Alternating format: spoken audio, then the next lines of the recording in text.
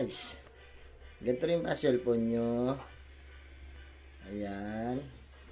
Meron din ba kayong mga natatanggap na katulad ng mga ganito? Yung mga pangkasino ba?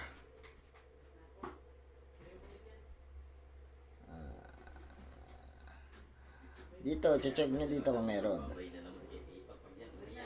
Ayan.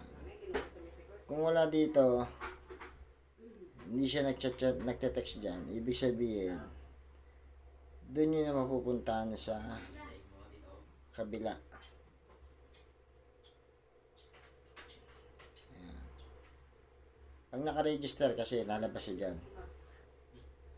Pag hindi naka-register, or scam yun, dito pupunta yan guys. Dito. Pindutin nyo lang yung A, yung ayan.